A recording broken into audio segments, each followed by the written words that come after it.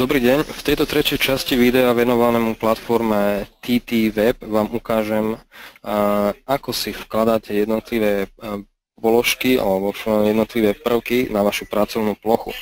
To znamená, pokiaľ sa nalogujete do tejto platformy, ktorá je na webovom rozhraní, dostanete obrázok, alebo obrazovku, ktorú máme pred sebou, to znamená workspace, čiže pracovné plochy. Je tam, malo by tam byť AMP ako default. A teraz ukážem vám, pokiaľ si chcete vytvoriť svoju, tak kliknete na Create New Workspace, to znamená vytvoríme si novú. Ja dám, môžete si ju nazvať podľa vašich požiadaviek, ja dám povedzme test.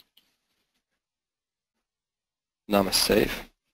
A máme ho v zozname, to znamená, ja si ju teraz otvorím. A pokiaľ je to úplne nová pracovná plocha, tak bude prázdna a budete tam mať napísané, že na tejto pracovnej ploche nemáte k dispozícii žiadne pomôcky ani základné nastavenia.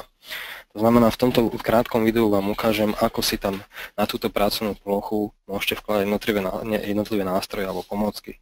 To znamená, je to táto položka, čiže widgets, to znamená pracovné pomôcky alebo nástroje. Keď si na toto okno kliknete, tak sa vám otvorí možnosť, ktoré tam máte a vkladáte si ich tým spôsobom, napríklad vyberieme si Market Grid. To znamená, teraz máme Market Grid, do ktorého si môžeme vložiť jednotlivé inštrumenty podľa potreby. Podobne pridávate ďalšie, ktoré potrebujete a môžete si ich ukladať podľa vlastnej ľubovôle, to znamená, môžete si vytvoriť vaše rozhranie, vašu pracovnú plochu podľa vašich potrieb.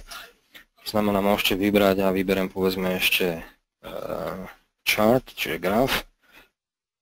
Ukladať, je to veľmi jednoduché, môžete si to presúvať, ukladať, ak chcete, akým spôsobom potrebujete.